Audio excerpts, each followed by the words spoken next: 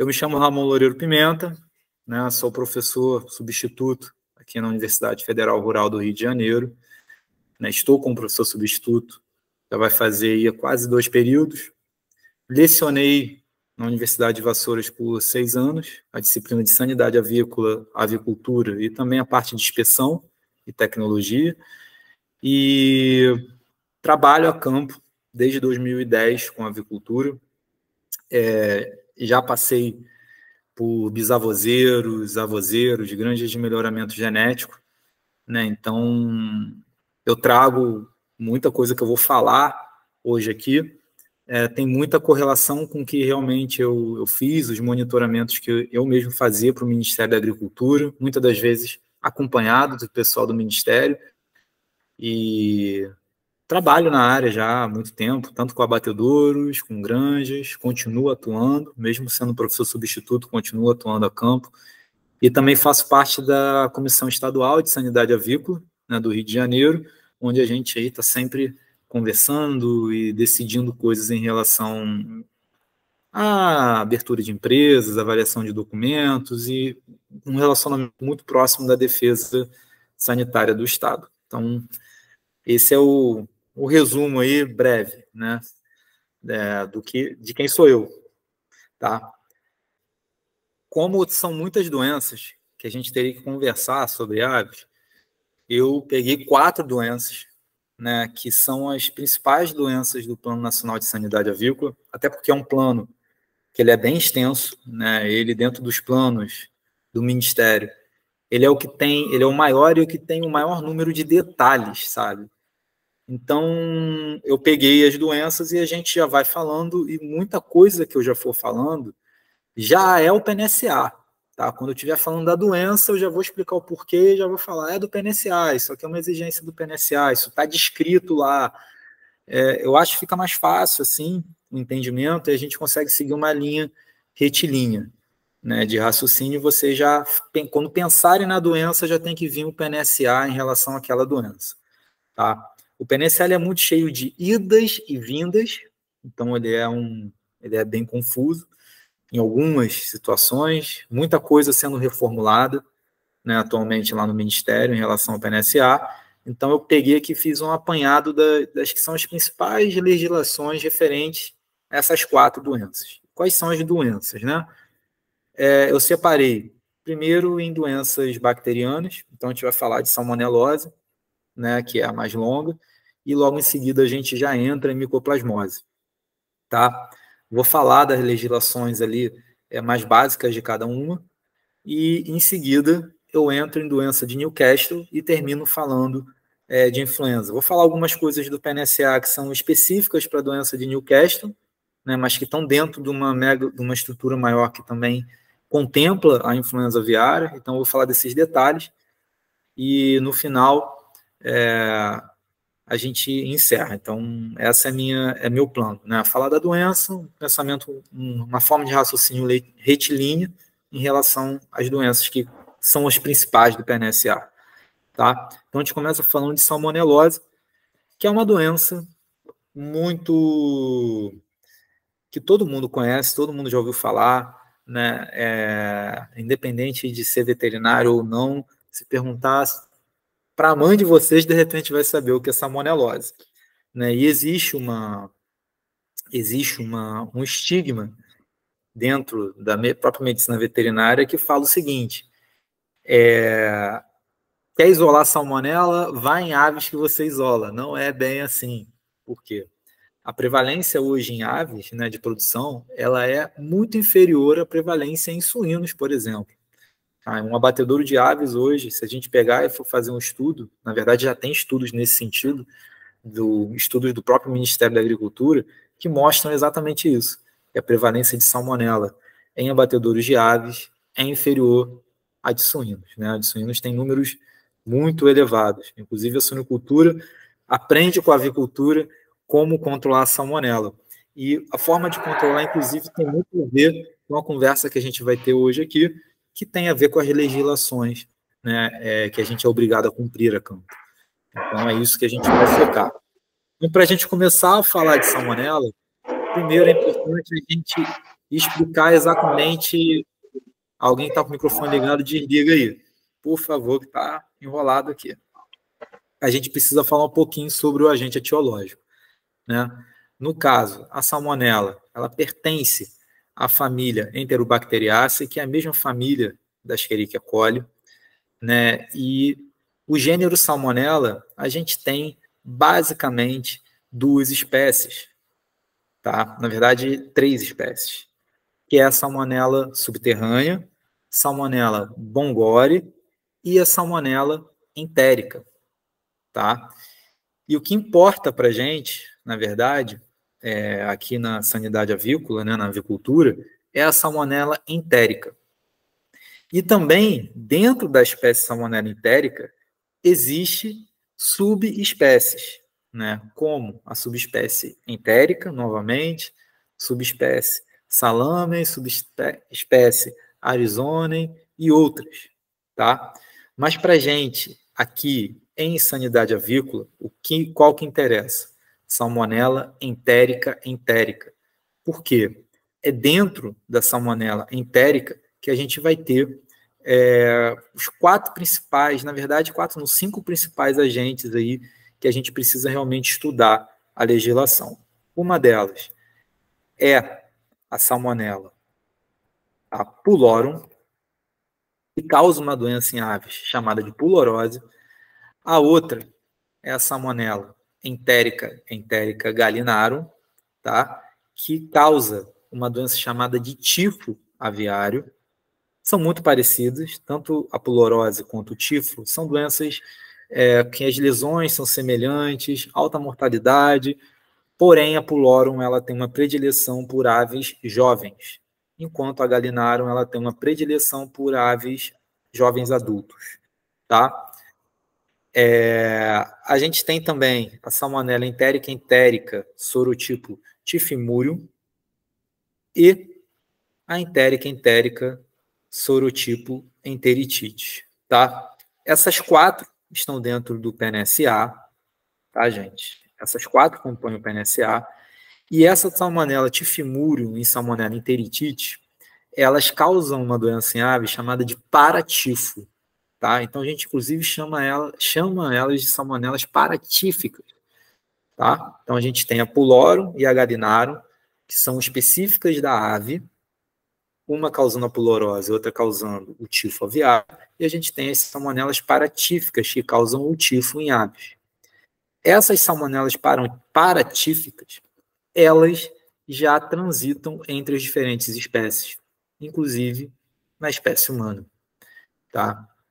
E é importante frisar que nem sempre a ave ela vai ter a sintomatologia clínica do paratifo aviário quando ela está infectada com a salmonella tifimurium ou enteritidis. Então, ela acaba servindo como reservatório desses agentes para a espécie humana, né? Infelizmente.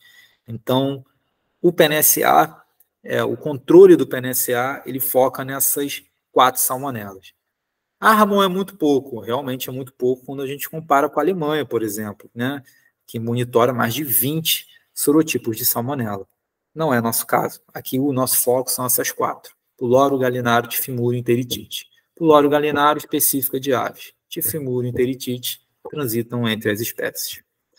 Tá? Aí tem toda aquela história da bacteriologia, né? É um bacilo gram-negativo, não esporulado, é um anaeróbio facultativo e móvel. Por quê? A salmonela ela possui flagelo. Tá? Então, ela é uma bactéria móvel, com exceção da salmonella pulorum e da salmonella gallinarum. Tá? Essas não têm flagelo, elas não são móveis. É sorotipo, né? Uma coisa que é muito importante a gente frisar é que a salmonela, quando a gente fala assim, a gente pode escrever salmonella pulorum direto, sem botar entérica, tá? E o pulorum, ele tem que vir com um P maiúsculo e não precisa estar em itálico, né? Essa é a forma correta de se escrever, porque não é espécie, é sorotipo, tá? E aí a gente começa falando sobre a pulorose, né? É uma doença que acontece no mundo inteiro e a principal sintomatologia dela é a ocorrência de diarreia branca, né? Uma diarreia esbranquiçada em aves jovens, tá? E ela também se desenvolve, ela produz, né, quadros septicêmicos, aumentando muito a mortalidade em lotes que porventura possam estar tendo esse problema, tá? A gente sabe, pela literatura, isso é uma coisa que está descrito no livro Doença das Aves, que poedeiras de ovos marrons, elas são mais susceptíveis, tá, à ocorrência de salmonela. Agora, Ramon, por que isso acontece? Nem eu sei explicar, mas é uma coisa que historicamente a gente sabe, né? Está na literatura e é bem sabido por nós já, tá? A gente sabe também que as fêmeas são mais susceptíveis que os machos, tá? E a gente tem diversas espécies de aves que podem ser acometidas, como as próprias galinhas, que é o nosso foco principal, né? Perus, fazões, pássaros, pistacídeos, enfim, aves de vida livre, codornas e também papagaios, tá?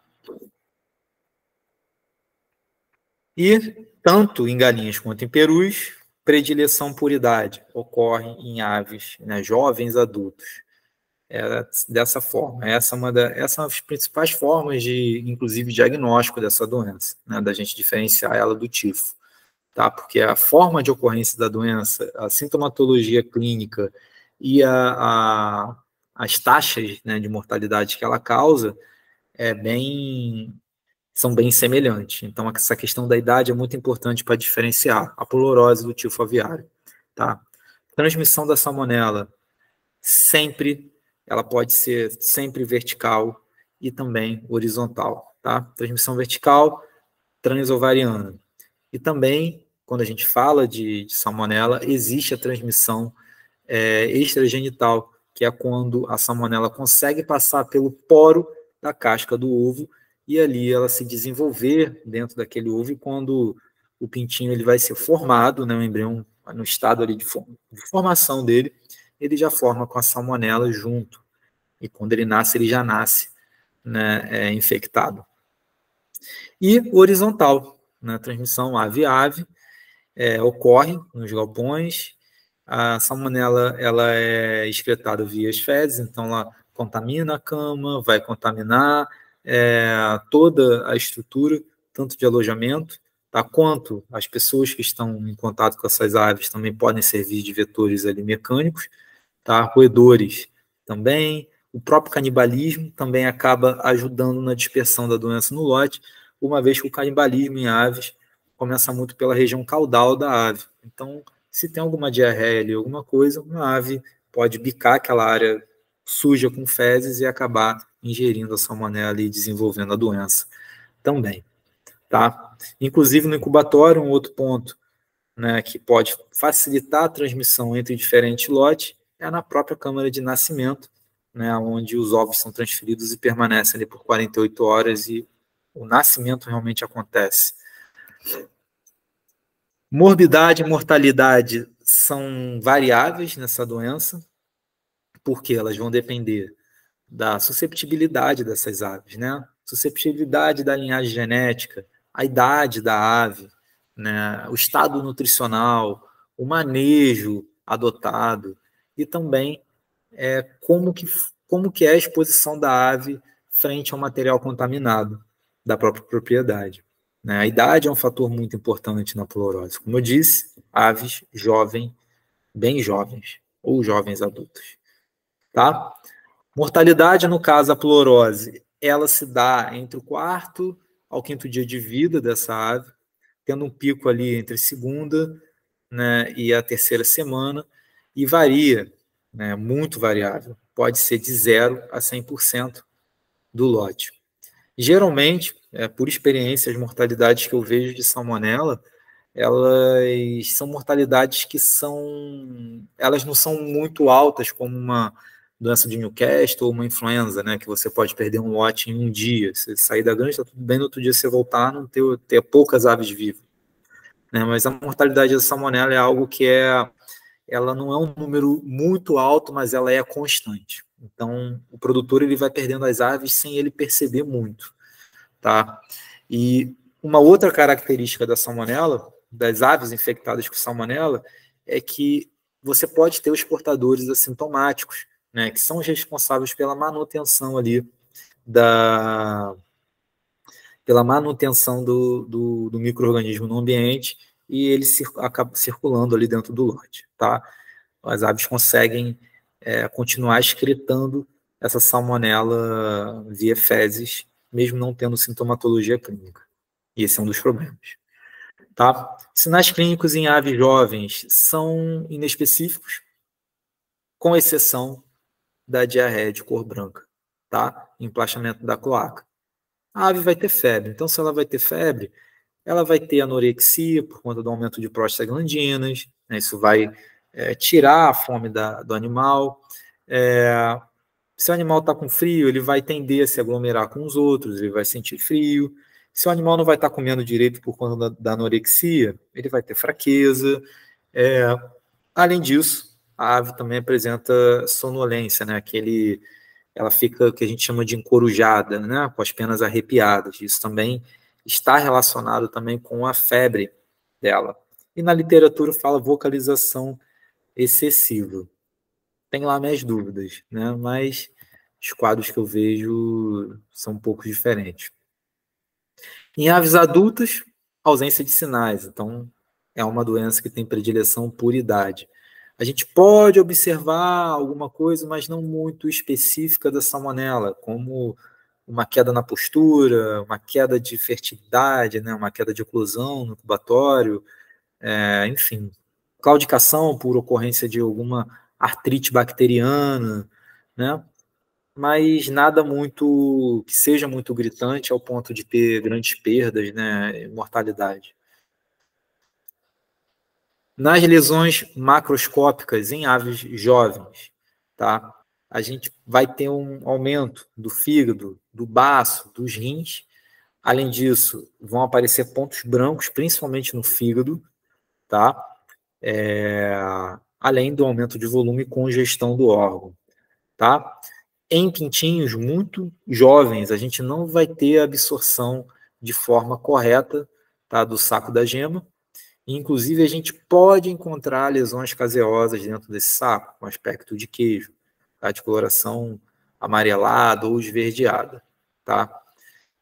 Esverdeada que, inclusive, que a salmonela faz desaminação, tá, de aminoácidos sulfurados, então ela produz H2S no seu metabolismo, né, uma das suas fontes de obtenção de energia. Então, essa característica esverdeada é algo que a gente acaba encontrando nas outras salmonelas, principalmente quando a gente faz a necrópsia a campo. Tá? A gente pode observar nódulos amarelados no pulmão, músculo cardíaco, pâncreas, moela, parede do duodeno e também material caseoso dentro do seco. Material caseoso dentro do seco é uma coisa que é bem característica de salmonela e não só na pulorose, tá? Isso também a gente pode ver na salmonela, por exemplo, gallinarum também. Já vi, inclusive, tem foto nessa apresentação, tá? Pericárdio, a gente vai ter pericardite, né? Ele vai estar espessado, esbranquiçado ou até amarelado, tá? Com esse exudato amarelo, fibrinoso, é como se fosse uma casca amarelada, tá? Que é uma mistura ali de bactérias com heterófilos junto com fibrina, né? Por conta da lesão constante ali no tecido. E articulação, a gente pode ter um quadro de artrite ali, aparentando ali um fluido amarelo com a viscosidade alterada. Em aves adultas, né, folículos ovarianos com cisto, então a gente pode ver ele às vezes sem forma ou com contornos irregulares. Além disso, com uma circulação sanguínea muito ativada, né, bem hemorrágicos, e falei com material caseoso, hemorrágico dentro do folículo ovariano também pode ser visto, inclusive atrofia de alguns folículos, né, que a gente chama de folículos murchos, ele realmente murcha, né, ele é bem redondo, e ele fica parecendo como se fosse esvaziado mesmo, tá? E uma pericardite também bem evidenciada, beleza? Essa é a pulorose, como eu disse. O segredo, pulorose, animais jovens, jovens adultos, diarreia esbranquiçada e septicemia, né? Todas as salmonelas vão causar septicemia em aves, tá? Já o tifo aviário, que é, né, o agente etiológico é a Salmonella gallinarum, ele já é o contrário, ele já comete aves adultas, tá? E o curso da doença também pode ser agudo ou crônico. E também ela vai ser septicêmica. E também ela vai causar diarreia. Porém, no tifo aviário, a diarreia ela não é branca. Ela vai ser uma diarreia esverdeada.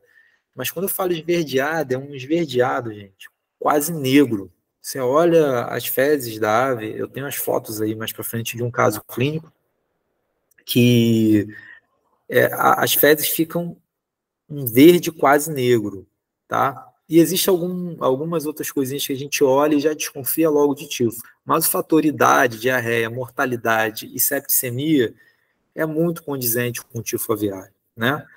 Curso semelhante a uma doença chamada de colibacilose em aves, mas tem algumas diferenças, porque na patologia, né, quando a gente vai fazer a necrópsia ali para fazer o diagnóstico, a gente chega a perceber que o odor da necrópsia é diferente quando o caso é salmonela, né, no caso quando é tifo, exatamente pela característica bioquímica da salmonela de ser produtora de H2S. Então, quando você abre uma ave que tem salmonela, que tem tifo aviário, você sente um odor literalmente de ovo podre, né? Então é muito característico, tá? Depois eu conto a historinha mais para frente. Mas vamos voltar aqui. A questão do tifo aviário, semelhante à pulorose, né? Reprodutoras pesadas de ovos marrom, galinhas poedeiras de ovos marrom também são aves que têm uma maior susceptibilidade. A transmissão, ela também é horizontal, né? Ave a ave. O homem pode participar ali como vetor mecânico, animais silvestres, como roedores, também podem participar. Também tem a transmissão vertical, né, transovariana, também muito importante, tá? Também a ave vai contaminar com fezes ali os bebedouros, os comedouros, né? E isso pode ajudar na dispersão isso vai ajudar na dispersão do agente etiológico ali dentro do plantel, tá? E também tem morbidade e mortalidade variável, porém, pode chegar a 80%. Essa daí eu já vi algumas vezes acontecendo a campo, né, todas as vezes notificada ao serviço de defesa, e inclusive vou mostrar algumas fotos aí da, das necrópsias, para vocês entenderem. Né? Em aves jovens, ela pode acometer também sintomatologia semelhante ao que a gente conversou da pulorose. Em adultas, ela já é mais agressiva do que seria a Salmonella pulorum em adultos, né? Então, a gente vai ter anorexia, penas arrepiadas, ou seja, sintomatologia de febre, né? Tristeza, né? A ave é relutante a andar, apatia. A ave, como não vai estar se alimentando direito, ela vai ter um quadro anêmico, então a gente pode observar as regiões sem penas da ave mais esbranquiçadas, né? A crista, a barbela, ao redor dos olhos. Inclusive, a crista ela pode estar com tamanho diminuído. E aí agora a característica que realmente é bem específica do tifo aviário, que é a diarreia. Na literatura fala amarela esverdeada, mas eu vou provar para vocês que ela é quase negra. Eu vou mostrar a imagem para vocês. Tá?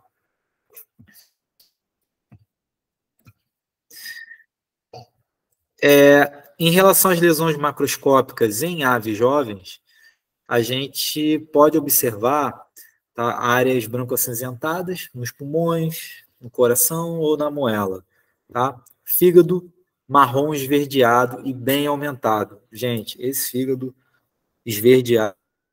Em aves adultas, né, a gente vai ter o fígado, os rins aumentados, focos miliares branco-acinzentados também no fígado e no miocárdio. O fígado vai estar bem escurecido, tá? O mesentério ele vai estar bem esbranquiçado, pericárdio também bem esbranquiçado, dá para ver bem as lesões, são bem características.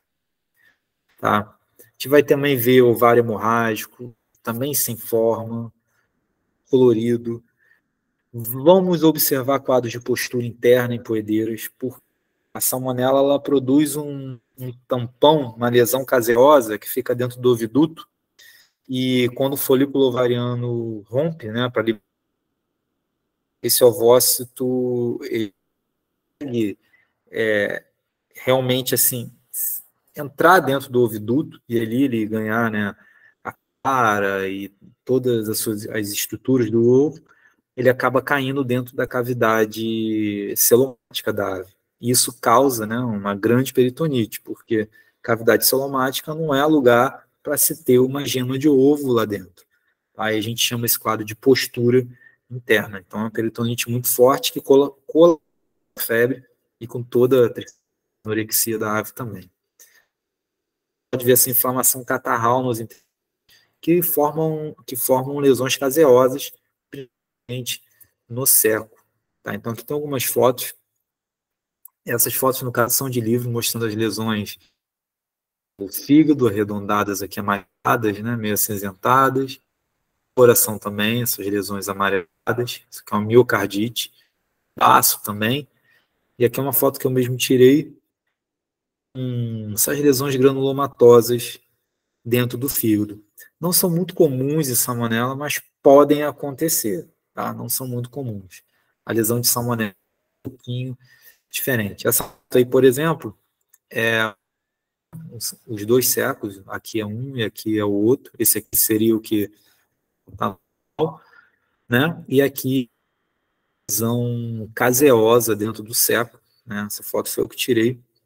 Uma granja aqui no sul do estado. Já tem, isso foi 2017.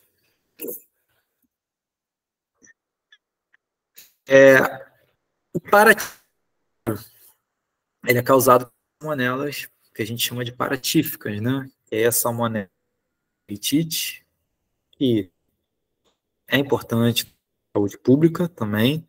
A salmonela tifimurium, que também é importante para a saúde pública. E a salmonela Heidelberg, tá? Que é uma mais nova que o pessoal tem estudado bastante, tem visto uma prevalência relativamente alta em alguns produtos, né, de origem animal. Mas ela causa, né, o paratitismo pode causar. Tá? No PNS, o foco é enteritite, galinarum, enteritite e tifimurium. Tá? Paratifaviário, ele também vai causar uma doença aguda ou crônica, também septicêmica, né? Ela vai cometer jovens até as 2 semanas. E adultos, eles podem ser ali, portadores intestinais assintomáticos, colaboram com a prevalência ali da doença no lote. E, além disso, existe, como eu já disse, esse viés, né, essa importância no quesito saúde pública. Tá? A pylori galinarum, específico de aves, sanidade de aves. Tifimurium enteritide, aí é aves juntos, tá? E outros domésticos, tá? Inclusive, essas salmonelas, não só essas, mas as outras que eu já falei, elas podem resistir meses no ambiente, principalmente na presença de matéria orgânica, tá? Porém, são sensíveis à luz solar, cloro, fenóis, a qualquer desinfetante. Tem alguns desinfetantes que têm genes de resistência, quanto, por exemplo, a amônia quaternária, pode ser observado na espécie, mas não é uma coisa também tão difundida na salmonela, muito mais na E. coli.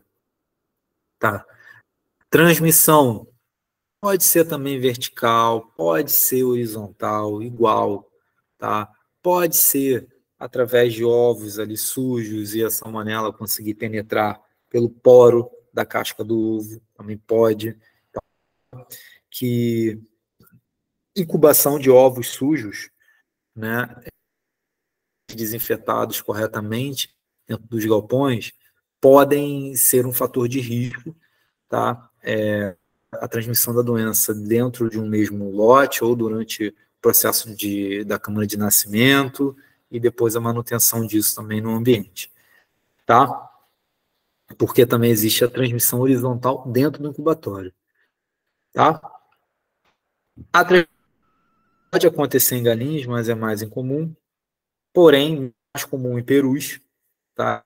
Injetores mecânicos que podem ajudar também na transmissão, como moscas, besouros, rato, pulgas, lagartos, né? E a gente também tem portadores intestinais de Salmonella typhimurium enteritide, como ratos e camundongos, tá? Eles podem ser.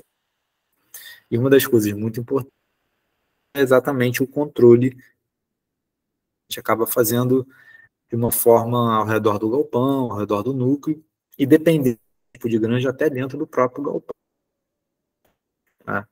Depende muito da estrutura. Mortalidade dela vai acontecer entre 6 a 10 dias pós-infecção, mortalidade entre 10 a 20%, porém, pode chegar a 80%, né? Vai depender de fatores ali, fatores estresse, doenças imunossupressoras. Acima de 4 semanas de idade, a mortalidade tende a diminuir, tá? Aves mais velhas podem ser portadoras assintomáticas, ou seja, fazer com que a doença e o agente etiológico prevaleça, né, em futuros lotes, né, na sua prole, né, digamos. Então, acaba que o paratifo acaba sendo relacionado ali às matrizes, tá? Quando a gente for falar de monitoramento, eu vou que é a parte tá? Em relação ao paratifo em aves jovens, semelhantes a outras salmonelas, em aves adultas também não tem uma sintomatologia específica, né? E lesões macroscópicas também vão ser muito semelhantes às outras salmonelas que a gente já conhece, né? Tiflite, que é o seco distendido com material caseoso, que eu mostrei, né, a foto, enterite e lesões necróticas focais, baço e fígado aumentados, edemaciados, congestos, pontos necróticos no fígado, são aqueles pontos esbranquiçados, pericardite de novo, né, fibrino purulento, em pintinhos a gema não é absorvida dentro do divertículo Merkel, podendo ficar uma lesão caseosa ali, tá? Causar quadro de aerosaculite. E aí a gente vai para o diagnóstico, tá? O diagnóstico de salmonelose, gente, ele é bem enjoadinho. A gente pode utilizar de aglutinação rápida, que é o SAR, ou sangue total, tá? E colocando ali o antígeno, né, da Pulorum, da Salmonella Pulorum, mas ele vai ter uma reação antígeno-anticorpo que é visível a olho nu, como o próprio nome diz, né, aglutinação rápida. E esse teste ele é utilizado como triagem, ele não pode ser utilizado como diagnóstico, né, contra a salmonela, porque ele tem risco de dar falso positivo, falso negativo. Dá um direcionamento para a gente em situações assim, ó, deu muito positivo, é melhor você partir para ou, né, realizar provas de detecção por biologia molecular. Então, é dessa forma, tá?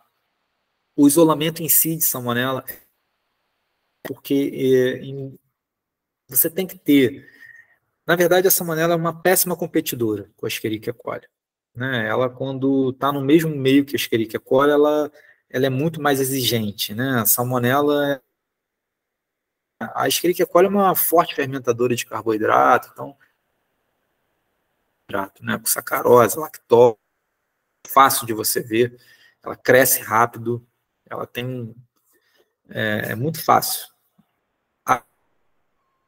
Porém, a salmonela, ela pode estar junto com a Escherichia coli no meio, e se isso acontecer, a salmonela é muito mais lenta no crescimento, então você às vezes pode ter dados ali falsos, negativos, tá, no isolamento, se não fizer a metodologia correta de isolamento bacteriano. Por quê?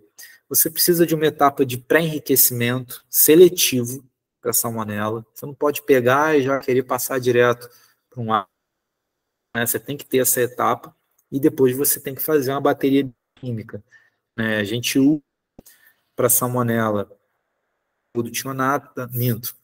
Até o do tionato a gente usa na efetivo, mas na prova bioquímica a gente usa um meio que a gente vê se a bactéria ela está produzindo H2S, tá? E esse meio ali, né, o triple sugar iron, que a gente chama de TSI, que é aqui no meio meio. Esse é o TSI. Ali é um agar que tem lactose, tem sacarose, tem glicose na sua composição e, além disso, tem aminoácidos. E a salmonela, ela faz isso aqui, ó, gente. Isso aqui é o crescimento de E. coli, de lactose, acidificação. É a salmonela no meio, onde ela não tem lactose, muito pelo contrário. Ela alcaliniza o meio até, ó, meio rosinha aqui, né, meio vermelhinho, e além disso ela deixa o tubo negro por conta da produção de H2S. A mesma coisa a gente observa aqui nessa placa parte negra aqui, é exatamente a salmonela produzindo H2S. Né? E a gente também faz a prova da... Só dando exemplo de provas bioquímicas que a gente utiliza no isolamento e identificação da salmonela no laboratório. Mas fazendo ali a sorologia de aglutinação rápida, o SAR, né, o famoso teste da pulorose para a triagem. Agora entra aqui na parte legal, né, na parte realmente do Ministério da Agricultura. Hoje, um monitoramento do Ministério da Agricultura em relação a ela. Gente, a gente tem as legislações dentro do PNSA que são bem importantes com o quesito é salmonela. Eu até verifiquei se tinha tido alguma revogação, porque tem alguma revogada, porque tem leis que são antigas, como essa aqui, que está aí na imagem para vocês. A Instrução Normativa 2003, ou seja, ela é bem antiga. Na época não tinha nem passado no vestibular ainda, mas ela que fala sobre estabelecimentos que fazem reprodução. Tá? Então, ela fala do quê? Ela fala de granjas de pedigree, que são as famosas linhas puras, fala de bisavozeiro e ela fala de avozeiro, tá? Ela também fala de matrizeiro, tá? Esses 4 tipos de granja que ela fala. Existem algumas coisas nela que foram revogadas. Antigamente, até 2017, o Ministério separava o monitoramento em granjas de monitoramento permanente e granjas de monitoramento eventual. Essa terminou por terra. Por que ela caiu por terra? Inclusive, essa normativa dentro dessa lógica. Ela caiu por terra porque começaram a ser exigidos monitoramentos que não são eventuais para as aves que a gente chama de comerciais, que são os frangos de corte e as galinhas de postura. Então, a legislação acabou tendo que ser alterada, alguns trechos da N78, até verifiquei hoje para pegar a última, e alterou essa de controle permanente e eventual. Isso foi uma coisa que ficou por terra, né? Que, na minha opinião, facilitava muito o aprendizado dos alunos. Mas, enfim, são as mudanças que o mapa aí proporciona para a gente. Mas o que é importante nessa 78? Ela estabelece, né, quais são as salmonelas em granjas de reprodução, né, que são as 4 que a gente conversou até agora: a Pulorum, a Salmonella gallinarum, a Tifimurium e a Salmonella enteritide. E o que ela estipula? Ela estipula que a cada 4 meses, né, tem que se fazer um monitoramento para essas salmonelas. E como que é feito esse monitoramento? Bom, gente, depende da idade da ave, da fase, se ela está no primeiro dia, se está no meio da recria, ela já está em produção. Tá? Por exemplo, primeiro dia a gente faz a gente faz um monitoramento de mecônio das aves, para isolamento de salmonela. Esse é um ponto. O outro ponto, né, o outro 4 meses depois vai dar 12 semanas. Com 12 semanas, a gente faz, obrigatoriamente, sorologia de aglutinação rápida para salmonela, junto com suave de arrasto no galpão. 24 semanas de vida, a gente faz também arrasto no galpão. Então, existe monitoramento a cada 4 meses, tá? No caso das reprodutoras. É assim que a banda toca no Ministério até hoje. E como que isso funciona? Essa IN78 diz o seguinte, que se a granja tiver, né, 3 resultados consecutivos, as granjas de reprodução, tiverem 3 resultados consecutivos, tá, negativos de salmonela no monitoramento oficial, que é nela, essa granja ela vai ser certificada como livre para salmonela, tá? Livre de salmonela, tá bom? Reparem no seguinte, eu não falei sobre vacinação. Por quê? Gri, bisavós e avós, é proibido vacinar os lobos contra a salmonela. Proibido. Existe vacina, mas é proibido. E além disso, não só a vacinação é proibida, o tratamento também é proibido. Ramon, mas você está falando que se der uma salmonela pulorum ou uma salmonela gallinarum no galpão, você não pode tratar? É isso mesmo, não pode tratar. As aves abatidas, abate sanitário em abatedouro sob o regime de inspeção. Tá? Inspeção oficial. Então, a gente já estamos falando aqui sobre a lei. Então, é isso que fala. E agora, Ramon, pode tratar. Pode tratar.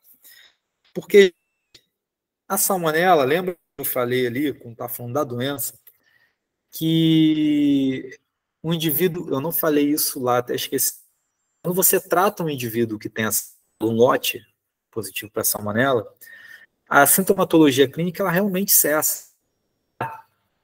Porém, os indivíduos eles permanecem, os covalentes, né? Eles permanecem eles continuam excretando ativamente a bactéria. Então, por mais que as aves não tenham ali a mortalidade, o lote, ou não tenham a sintomatologia clínica, eles ainda estão infectados com a salmonela e eles ainda transmitem verticalmente. Se a gente está falando de uma granja de reprodução, a gente vai ter aquelas aves que estão lá no topo da pirâmide de produção, né, de produção da cadeia produtiva de aves, transmitindo verticalmente para a sua prole, contaminar toda a cadeia de produção. Né? Se for a um nível de linha pura, você vai ter a contaminação. Né? As aves já vão estar infectadas, depois que já vão infectadas as avós, as matrizes, que são as aves comerciais, né? Que é a galinha de postura ou o frango de corte. Então, por isso que o Ministério ele é tão restritivo nesse nível de reprodutoras e ele não é certo, tá? Existem algumas outras... E por que a gente não vacina? Porque dentro da fase de recria, com 12 semanas, é obrigatório, se eu não me engano, são 300, obrigatório você pegar 300 amostras de sangue e fazer o teste de soroaglutinação rápida da pulorose nessas aves. Se você vacinar as aves, você vai perder essa ferramenta preciosa que é a sorologia de aglutinação rápida. Né? Você não vai poder utilizar ela, porque as aves vão dar positivo. Então, por conta disso, é proibido tanto a vacina quanto o tratamento. No caso de matrizes, isso já é diferente. Já não é tão restritivo. Tá? Nas matrizes, se acontecer alguma ocorrência de alguma salmonela paratífica, tá? Tratar. Também você pode. Não. Então, o que pode acontecer? Vamos lá. Voltando à questão da certificação. Nas linhas puras avós e bisavós, tá? Ou no pedigree também, né? Que às vezes chama pedigree ou linha pura, tanto faz. A granja ela tem que ser livre de salmonela. Tem que ser livre, tá? Livre. O matrizeiro, ele pode ser livre de salmonela se ele tiver os 4 resultados, os 3 resultados negativos, né, no monitoramento oficial em 1 ano. Ele também vai receber o certificado de livre de salmonela. Porém, nas matrizes, ele pode ser controlado. Então, ela tem outro estado que não é o livre, mas é o controlado. O que é o controlado? Vamos supor que entrou a doença no meu matrizeiro, né, uma salmonelose. Eu entrei e tratei. Os próximos lotes, eu vou ter que vacinar as matrizes. Eu não posso sair de um lote tratado para um lote livre. Tá? Eu tenho que primeiro ter um lote no qual eu vou vacinar esse lote, fazer o monitoramento nessa granja, né, nesse matrizeiro, durante o ano inteiro, para que eu tenha 3 resultados negativos consecutivos, tá, para a salmonela, para que aí sim eu receba o status de controlado com vacinação. Depois que eu tiver o status de controlado com vacinação, aí sim eu posso suspender a vacina no próximo lote, tá? E fazer o monitoramento o ano inteiro, as 3 vezes consecutivas, resultado negativo, para eu transformar a granja, o matrizeiro, novamente em livre de salmonela sem vacinação. Não sei se vocês entenderam. O que isso significa? Que no matrizeiro, se eu perco o status de livre de salmonela e passo para controlado, eu vou demorar no mínimo uns 3 anos, 2 a 3 anos para conseguir voltar a ser livre sem vacinação. Aí você fala, Ramon, mas e daí? E daí, gente, que existem empresas que só compram de matrizeiros, tá? Que tem o certificado de livre e não de controlado. Tá? Então, isso entra numa questão realmente de mercado. Uma outra coisa que também está lá descrito na Instrução Normativa número 78 do MAPA, que é uma obrigatoriedade, em aves de reprodução, a vida delas é dividida em 2 etapas, tá? 3 etapas. Fase de cria, fase de recria e fase de produção. A fase de cria e recria é realizada dentro de um galpão com uma determinada estrutura adequada para esse fim, tá? E existe que é o galpão de produção. As aves, né, fazem 22, 23 semanas de vida, a gente faz um processo de transferência dessas aves dos galpões de cria e recria para os galpões de produção. Durante a Instrução Normativa número 78, teve uma alteração recente, que ela fala que é obrigatório fazer o teste de soroaglutinação rápida para Salmonella pullorum, tá? O famoso teste da pulorose, em 1000 aves durante esse processo de transferência.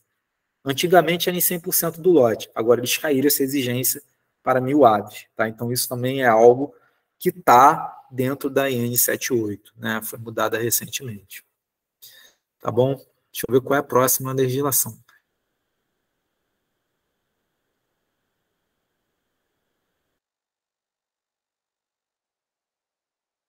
E bisavozeiros, né? Eles são obrigados a serem livres, tá? Sem vacinação, porém o matrizeiro pode ser controlado, tá? Quando a granja é negativa, mas vacina ela passa ao status de controlada, tá? Então esse é a dinâmica que pode funcionar dentro da questão da salmonela em aves de reprodução, tá?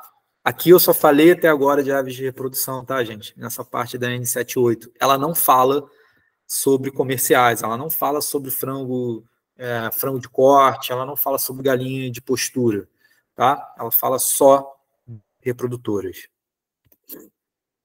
Agora aqui a gente entra numa lei que ela é muito cheia de vai e vem, tá? Muito, que é a Instrução Normativa número 10 de 2013 e que também teve umas alterações recentes. Ela fala sobre gestão de risco de propriedades avícolas. E ela fala tudo de tudo. Quase. É um quiprocó isso aqui. Ela é bem confusazinha, tá? Mas basicamente ela fala sobre gestão de risco em propriedade. Então ela tem uma série de situações, e aqui eu tentei dar uma enxugada nela o máximo possível para a gente focar na parte de salmonela. Né? O que ela fala, por exemplo? Ó, que os estabelecimentos de corte e postura que não estão registrados, não enquadrados na IN 56, eles obrigatoriamente têm que monitorar para salmonela, enteritides e tifimúrio.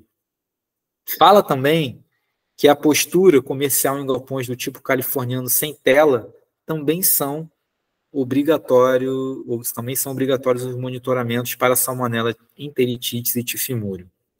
Tá? Estabelecimentos de recria de postura também não adequados, tá? Também devem ser monitorados para salmonela, enteritides e tifimúrio. Tá? Também, gente, esse monitoramento que eu estou falando aqui, ele também é feito de 4 em 4 meses, tá? Só que aqui a gente não vai ter aquela certificação de livre, isso aqui não tem, tá? Nessa N20 não tem, tá bom? E também diz que granjas que enviam aves para exposições e feiras também tem que monitorar para salmonela, enteritide, tá? E o que ela diz também, tá bom? E tanto essas granjas de frango de corte e postura não enquadradas na instrução normativa número 56, tá? Quanto estabelecimentos de postura, né, de recria de postura, elas, além de terem monitoramento múrio, enteritides a cada 4 meses, elas também têm que vacinar para salmonela, enteritides, manter lotes vacinados. Inclusive, a lei fala que essas aves, o ideal é que elas já venham do incubatório vacinadas. Tá? Isso é uma coisa que está lá na lei. Fala isso. Já estabelecimentos que enviam aves para exposições e feiras e que enviam aves ou ovos férteis também para estabelecimentos de venda de aves vivas, eles têm que monitorar para as 4 salmonelas que a gente conversou, né? Que é Pulorum, Gallinarum, Enteritide e Tifimúrio, tá? E além disso, não, minto, desculpa.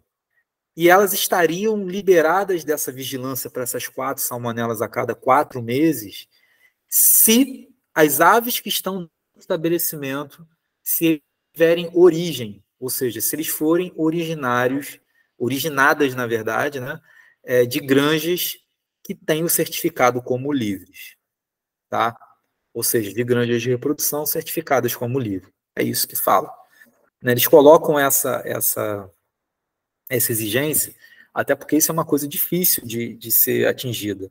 Eu não conheço uma granja de aves ornamentais, né, que tenha um certificado de livre de salmonela. Eu não conheço. Algumas coisas existem na lei, eu compreendo, né, são importantes, são controles que a gente tem que ter, mas é porque é difícil você ver, inclusive, esse tipo de estabelecimento. Então, são as condições que eles colocam na IN 10. Né? Como eu disse, é uma lei que ela é muito cheia de idas e vindas. Tá? Ela é meio confusa, eu peguei aqui o foco maior. Eu falei aqui instrução normativa número 56, eu não vou destrinchar a instrução normativa número 56, mas várias vezes a gente vai acabar citando ela no dia de hoje. Por quê? Ela é uma lei que ela fala sobre infraestrutura e registro de granja. Então, ela está muito em voga aí. A conversa tem se falado muito dela. Tá? Uma outra lei que é muito importante para a parte de salmonela, já foi, inclusive, já caiu na prova do Ministério da Agricultura como discursiva, como para escrever texto, é a normativa número 20 de 2016. Essa caiu no concurso de 2017 como discursiva. Eu apostei que seria ela e acertei que ia ser ela na época. Né? E o que é? A N20, ela o monitoramento para salmonela em uma mesma lei, mas ela centralizou o campo e o abatedouro. Antes, o monitoramento era uma coisa muito assim, então faz o monitoramento lá no abatedouro. E existem de monitoramento a campo muito mais exigentes a nível de produção do que nos comerciais. Então, em 2016, se criou a N20 para esse monitoramento. Por que fizeram isso? Porque, gente, na verdade, a avicultura, né, quando é complexos agroindustriais e fala de avicultura, você dissociar as de frango de corte, e essa fala exclusivamente de frango de frango, não tem como a gente separar o que é um abatedouro e o que é a granja. São coisas que funcionam juntas. Funcionam juntas. Não tem como, entende? Na nossa situação atual do Brasil. Né? Assim, a questão do agronegócio é muito grande. As grandes se metem ao abatedouro cortando e ao abatedouro que é a entidade organizadora do setor mesmo. Então, acaba que essa lei, a N20, ela é específica para frango de corte e ela abrange tanto monitoramento internos de abatedouro, que eu não vou entrar nessa dinâmica, porque o monitoramento dentro do abatedouro vai acabar sendo dado na aula de inspeção de aves, então isso eu fico só aqui com o campo, tá? E a gente conversa, inclusive. Então, ela é uma lei que ela é ação longa, tá? Bem longa. E o que fala em relação ao monitoramento a campo no frango de corte? Que deve-se fazer o monitoramento de uma forma que o resultado do monitoramento seja recebido, né, dele antes, um pouco do envio das aves para o abate. Ele deve ser feito, né, realizado o mais próximo possível do abate e de uma forma que o resultado ele chegue para a granja, né, também antes dessas aves serem enviadas ao abate. Inclusive, é obrigatório por lei os lotes de frango de corte, junto do GTA do boletim sanitário, estação normativa número 20, né, o resultado da estação normativa número 20 de monitoramento a campo para São Paulo. Tá? E o que ela fala? Como é que é esse monitoramento? É feito suave, pode ser feito de duas formas, tá, gente? Ou se faz suave de arrasto no galpão, a gente calça um suave embebido em água peptonada, ou soro fisiológico, ou solução Ringer lactato, anda em zigue-zague metade do galpão, troca esses suaves, pega mais outros dois, coloca no pé, zigue-zague de novo no galpão, tá? E faz uso, ou seja, eu pego um par de suave para perfazer metade do galpão e um par de suave para perfazer a outra metade do galpão. Pego eles, separo eles, tá? Eles dentro de uma solução de conservação, tá? Já disse, Ringer lactato, fisiológico e água tá? E a outra forma é através da colheita de 300 amostras de fezes, tá? Secar. Divide isso em pools, em torno de 150 gramas de fezes, tá? A gente faz através de necrópsia isso. Abre o seco e retira as fezes. No caso de ar positivo na granja, esse monitoramento aqui, inicial, o que a gente tem que fazer? Na suspeita de ocorrência de Salmonella gallinaria pylori, a gente pega 10 aves que estejam com sintomatologia clínica, faz a eutanásia, faz a necrópsia, o fígado de todas elas coloca dentro de um mesmo pote. A ação de todas elas colocam dentro de um pote. O baço delas colocam dentro de um mesmo pote. Os secos com as tonsilas secadas colocam dentro de um outro pote. Pote de fígado, pote de coração, pote de baço e um de seco com tonsilas, né? Pus de fígado, pus de coração, pus de baço e pus de seco com tonsilas. Como eu já disse, a gente utiliza, né, para a bactéria não desidratar, água peptonada, solução de soro fisiológico, tá? Que fala AN20 relação ao monitoramento de salmonela em frango de corte. Tá? O GTA, né, como já disse, o resultado deve ir junto, tá, com o lote, acompanhando também a FAO, que é, então é GTA, nota fiscal, ficha de acompanhamento de lote, que é a FAO, o resultado da N20 e o boletim sanitário. São esses 5 documentos que tem que ir junto. Tá? No caso do lote dar positivo, né, o que a lei fala? Que o veterinário da empresa deve, tá, na saída do lote em direção ao abatedouro, e uma coisa deixar importante aqui, que até meus alunos aqui se enrolam. Se for positivo o lote, ele vai para o abatedouro de qualquer maneira, tá, gente? Ele vai para o abatedouro de qualquer maneira. Ele vai ser e lá vão tomadas outras medidas. Vou entrar aqui no mérito, tá? Mas a campo, o que a lei fala? Tá? Que o veterinário da empresa responsável pelo galpão, né, pela granja, no caso de positivo, ele deve ordenar fermentação das camas, dos aviários do núcleo, tá? Remoção de toda a cama e também do esterco do núcleo, tá? Após o tratamento previsto anterior, que é a fermentação. Então, primeiro fermenta, depois descarta a cama, esterco do núcleo, tá? Proíbe, não pode ser utilizada essa cama fermentada para realojamento de outros lotes, não, isso realmente tem que ser descartado. Tudo do galpão, limpeza e a desinfecção das instalações e dos equipamentos, tá? Após você tirar a cama, e fazer vazio sanitário de 15 dias e apresentar para o Ministério da Agricultura uma investigação que o veterinário fez, identificando a possível fonte de infecção. É isso que faz em relação a campo. Tá? Aqui eu só botei algumas fotos de galinha livre, pastejo free range. Essa granja ela deu positiva para esse lote era um lote positivo para Salmonella gallinarum. Como vocês podem ver aí, as galinhas bonitas, né, super bem empenadas, não tem ave encorujada, não tem ave aparentando ter febre, crista vermelhinha, um lote que a gente diria é saudável.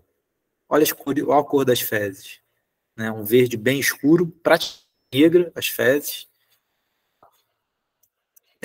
Olha a cor do fígado, fica negro, mas na verdade ele está esverdeado, né? Porque a foto da câmera ela dá uma alterada em algumas cores. Fica bem esverdeado com a luz, a temperatura, a luz ambiente, você consegue ver o esverdeado. Que ele é tão verde que é negro o fígado. Né? Mais uma vez aqui, né? O fígado, mostrando aqui uma aerosaculite, ó, uma aerosaculite, aqui a pericardite, bem evidenciada, né? O baço muito grande, muito reativo, exatamente o que a gente... O baço muito grande, muito reativo.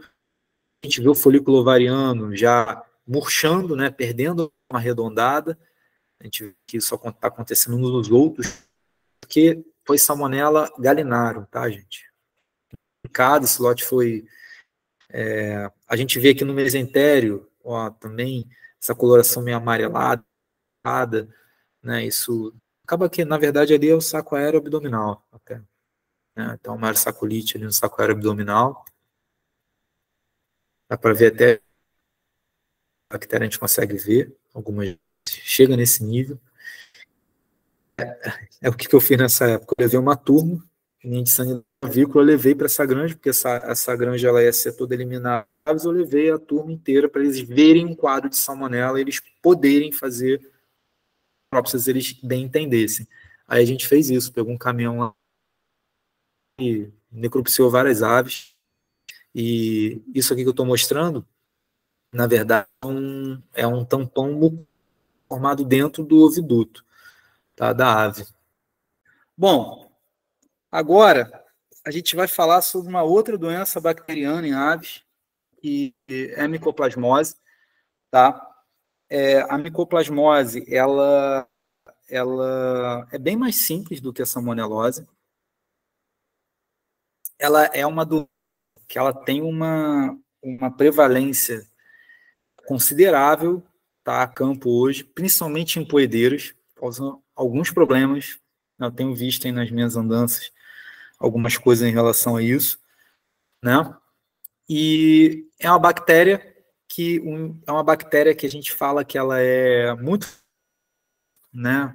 Ela é extremamente exigente. Se salmonela já é considerada exigente, o plasma é pelo menos umas 10 vezes exigente do que a salmonela para um crescimento laboratorial, tá? É uma bactéria muito pequena, ela tem algumas características interessantes que nos ajudam no diagnóstico, tá?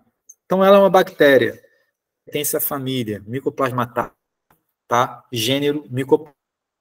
E a gente tem 3 micoplasmas que vão ser importantes para a gente aqui em sanidade avícola, tá?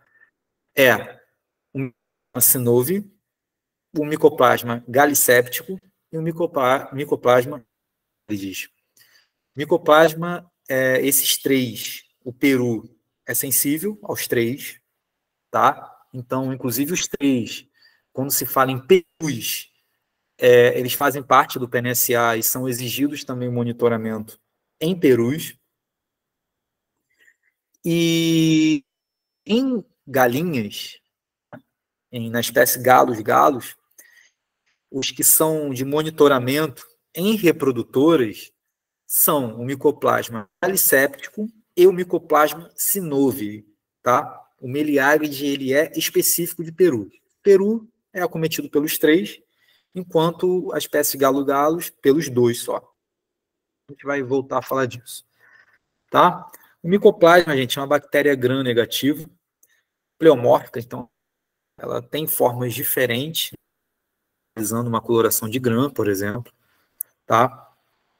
E a colônia dela, ela tem um aspecto de ovo frito, porque ela é bem redonda, transparente, e ela tem como se fosse uma colônia em cima da outra, só que uma grande na base e uma pequenininha em cima. Tá? Isso é uma característica da colônia de micoplasma. Tá? Como já até expliquei, micoplasma gallicéptico, tanto para galinhas, perus. Micoplasma também, tanto importante para galinhas quanto para perus, quanto codornas, tá? Também codornas. Perus também é muito importante o Mycoplasma melialis, tá? O Mycoplasma gallicéptico, né? São bactérias que a gente encontra elas aí causando problemas mundialmente, tá? Não é específico do Brasil, então é muito fácil da gente encontrá-la causando, tá? E é uma bactéria que ela penetra pela mucosa ou pela mucosa nasal, coloniza ali os aéreos, né, o sistema respiratório, consequentemente sacos aéreos que fazem parte do sistema, e por proximidade ela acaba também causando infecções no ovário da ave. E isso é importante porque a missão dela, ela é uma bactéria, tanto o Synovium quanto o Meliagrides, com o Gallicépio, a transmissão ela é horizontal e essa transmissão vertical é o que faz, inclusive, ela ter uma importância no PNSA e principalmente nas granjas de reprodução, tá? O monitoramento ele não é feito nas aves comerciais, como é feito na salmonela, né? Como ocorre mas o micoplasma ele se faz um monitoramento também pesado na salmonela, porém só nas reprodutoras, exatamente por conta dessa transmissão vertical e por conta das perdas produtivas que esse micro-organismo pode vir a causar na avicultura de uma forma geral. Tá? Vertical é por conta dessa colonização dos ovários, né, e horizontal é através de espirros, né, estertores e aves com sintoma gallicéptico, principalmente, tem uma sintomatologia respiratória muito, muito, muito, muito agressiva. Mas eu chego a dizer que é quase inconfundível, né? Você não precisa nem entrar no galpão para você dizer que ele tem micoplasma galicéptico. Você, no ouvido, você mata, né? E esses espirros, né, liberam partículas, né, no ambiente, os aerossóis, vão ter ali a bactéria dentro e outra ave vai inalar e vai consequir a doença, tá? Plasma Synove miliaris também tem sintomatologia respiratória, mas ela é menos agressiva do que o Mycoplasma galicéptico, tá? São bactérias sensíveis no ambiente, tá? Então a contaminação por fomites ela é mais difícil. Não estou falando que ela não aconteça, tá? Mas ela é mais difícil a ocorrência. A principal forma realmente é através da inalação do contendo o micro-organismo dentro, tá? Relatórios, ela causa mortalidade embrionária, principalmente ali nos estágios finais de gestação, tá? Além disso, ocorrência de nascimento de aves fracas e também aumento do número de ovos bicados. O que são ovos bicados? O pintinho vai lá, bica o ovo, quebra a casca do ovo, mas ele não tem forças para conseguir sair de dentro do ovo, né? Isso é uma característica tão micoplasma que faz parte do PNSA. Nas reprodutoras, uma das coisas que a gente monitora, a gente manda para o laboratório, né, pesquisa de micoplasma, é exatamente os ovos bicados. Isso está dentro do PNSA, está dentro da Instituição Normativa 44, que fala do monitoramento de micoplasma em aves. Tá? Já na fase de produção, como eu já disse, no caso do micoplasma galicéptico, respiratória muito forte, né? Você vê de tudo, você vê conjuntivite, você vê os espirros, você vê estertores, traqueais, você vê sinusite, você não só vê, mas você ouve muito. E já o micoplasma Synove é uma patologia respiratória bem branda, porém artrite, né? Artrite. Você olha, principalmente a pata da ave, ela forma lesões gaseosas na pata, né? Então, esse é um bom indício de ocorrência de micoplasma sinuoso, tá? Micoplasma galicéptico causa bem mais problemas em questão de quedas de produção.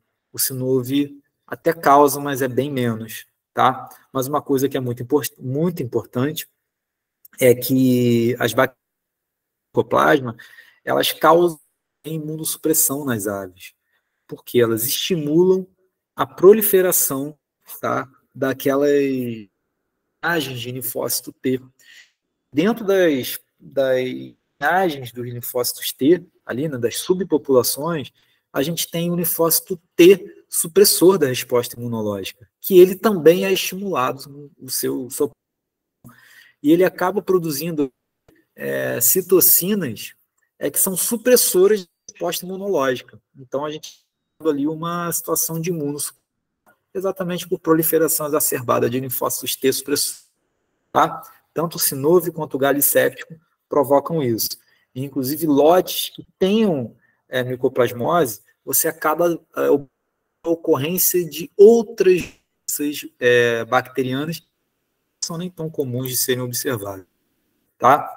Então, é bem característico mesmo, é bem isso aqui que está na foto. Muita secreção ocular, né? Inchaço do seio infraorbital, ocorrência de material caseoso ou corte, né? Quando você corta ali perto do bico. Enfim, é bem característico no micoplasma galicéptico. Muita secreção nasal, né? O bico da ave ele fica realmente molhado, muitas das vezes gruda poeira, você vê aquela coisa negra assim, você sabe que na verdade a secreção que apoiando ali, a mesma coisa com os olhos, muito lacrimejamento, secreção, a gente chega a ver às vezes a ocorrência de algumas espumas no olho da ave, então é bem característico mesmo, tá? O plasma Synove, a gente pode observar aqui casos de artrite, como vocês veem na foto, do Synove observa ela mais baixo, não tão alto, né, mais a nível de patas. Também pode acontecer a nível de articulação fêmur-faciana. que é essa que está aparecendo na imagem. Na necrópsia, o que a gente vê? Sacos aéreos esbranquiçados, né? Não está translúcido. No micoplasma aéreo, ele está levemente, mas você ainda consegue ver através. No galicéptico, ele está realmente espesso, muitas das vezes com exudato inflamatório, chega a estar até amarelado algumas vezes. Nessa lesão aqui, fibrino purulenta. Pode acontecer tanto dentro do saco aéreo, quanto também no pericárdio. Aí pode ser observado peripatite, sinusite, né? Faz parte aí do que a gente chama, né? Ela é apelidada aí de doença crônica respiratória, a famosa DCR de aves. E realmente é muito evidenciada, é forte essa doença respiratória. Aí tem algumas fotos, né? Mostrando aqui o saco aéreo esbranquiçado, né, saco aéreo bem esbranquiçado. Aqui também mostrando o saco aéreo bem esbranquiçado, mostrando inclusive aqui o pericárdio também, é uma pericardite. Então isso aqui é uma aerossaculite, aqui é uma pericardite. Bem característica.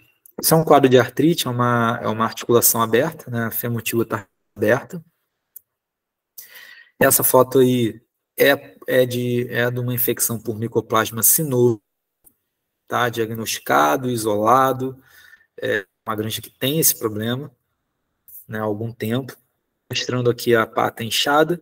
Quando você corta isso, são lesões caseosas, né? Lembra ali aquele aspecto de queijo mesmo, lesão bem casa.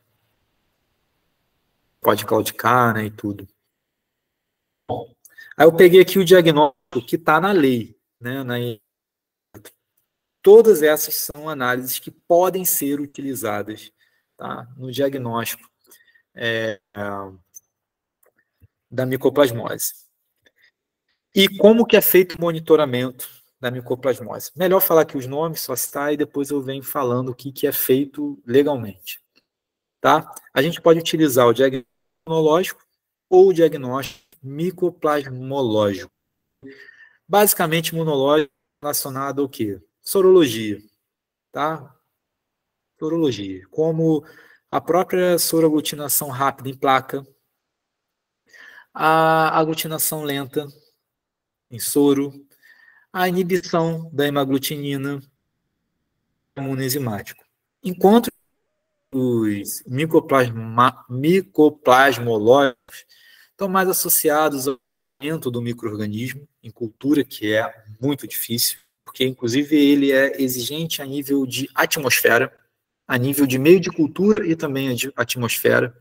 Se usa o agar Frey para poder fazer o isolamento dele, tá? Mas ele tem microaerófilo, então ele é bem exigente nessa questão de atmosfera, tá?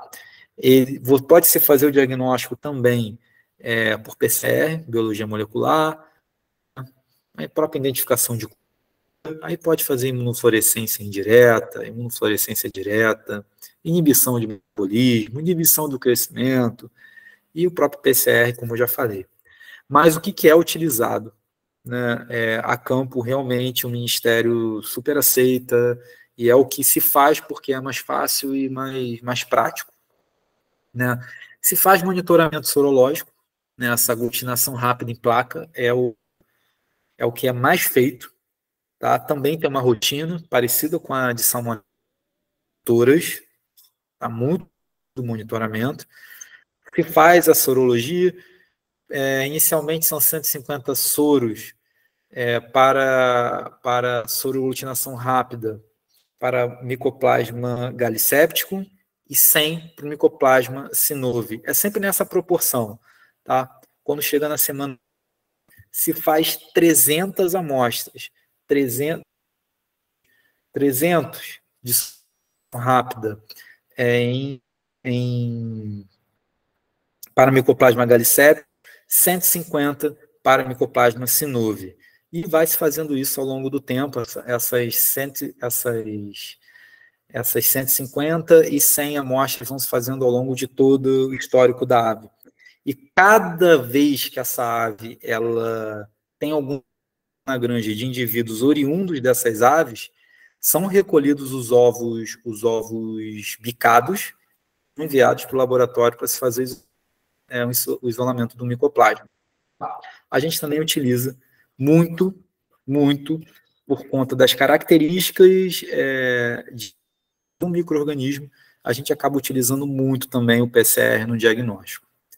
Isso aqui é um ELISA, não vou entrar nisso com vocês, né, porque para o Ministério é uma coisa que para a gente aqui não vai interessar. Isso aqui, basicamente mostrando a evolução da lesão no tecido respiratório, tá? Então, isso aqui é um tecido respiratório, de um lado está a luz, do outro lado mostrando aqui exatamente a proliferação dos linfócitos, né, no tecido ali abaixo do epitélio. Isso também para o Ministério, para vocês nesse momento, não é mais para a gente que é da sanidade e gosta de ver esse tipo de coisa. Essa aqui é a imagem das colônias, como eu falei, né? É a colônia em forma de ovo frito. Então, ela é uma colônia que ela é transparente, com uma bolinha em cima, né? Aqui é a mesma coisa, transparente com uma bolinha em cima. Cara morfológica de micoplasma, colônia em ovo frito, formato de ovo. Meio de cultura, H. Frey, tá?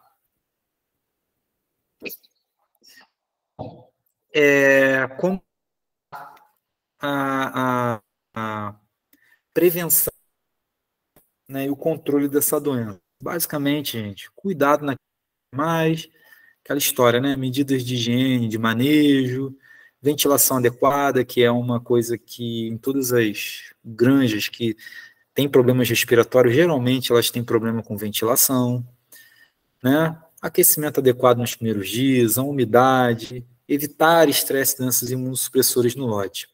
Mas vamos para o que interessa, que é, então, eu vou avançar para depois, é aqui que eu queria chegar. Bom, uma coisa importante para falar em relação, tá, gente? A salmonela é uma doença que, se ela for diagnosticada, por mais que tenha os monitoramentos e tudo, e uma coisa que eu esqueci de falar importante, salmonela, galinhas de postura comerciais é obrigatório a vacinação para salmonela enteritidis, tá? É obrigatório hoje em dia. Não era, mas virou. Poedeiras de ovos de fumo, que a gente chama de poedeiras comerciais, tá? De aves comerciais. Não de aves comerciais, mas poedeiras comerciais. Elas são, a vacinação para salmonela enteritidis é obrigatória, tá? Voltando para o micoplasma.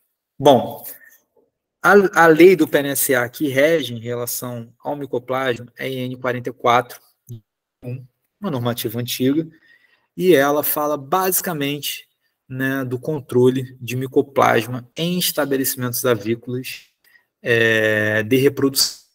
Tá? Ela não foi grandes alterações. E o que ela fala? O que a gente já veio conversando aqui durante a nossa aula, que toda vez que tiver um nascimento, né, de um novo lote, né, obrigatoriamente os ovos bicados devem ser enviados para o laboratório para fazer o isolamento de micoplasma. Tá? Isso é uma das... Além, ela fala que o monitoramento para micoplasma também é realizado na importação das aves. Isso é obrigatório, são nos pontos de ingresso das aves. Isso está descrito na 44 também. E ela coloca como rotina de monitoramento oficial sorologia de aglutinação rápida de 3 em 3 meses nas granjas. Tá? Com aqueles detalhezinhos que eu falei. Inicialmente essas são para micoplasma galicéptico, 9.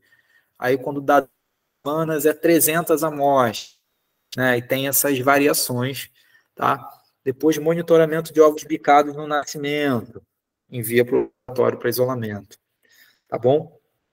E assim como lá na salmonela, na IN 7844 aqui de micoplasma, ela também fala essa questão da certificação das granjas como livre, só que ela bota como livre ou sob, só muda a terminologia de controlar.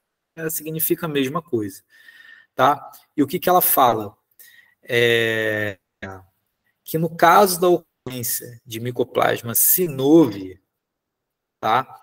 Você pode tratar isso no matrizeiro, tá? A nível de reprodutoras é abate, tá? Se der. Matrizeiro, tá? Você pode tratar com antibiótico, terapia, e depois retestar, tá? Tentar novamente. Nesse caso, fica proibido o comércio internacional das aves oriundas desse que deu Mycoplasma sinovi, tá?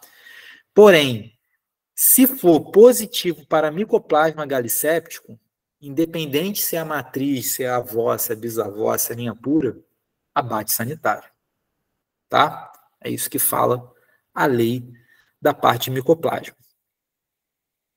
Pode vacinar para Mycoplasma também, tá? Não pode vacinar avozeiro, bisavozeiro, e linha pura e pedigree, esquece, não pode vacinar. Mas avozeiro e aves de postura comercial pode vacinar, tá?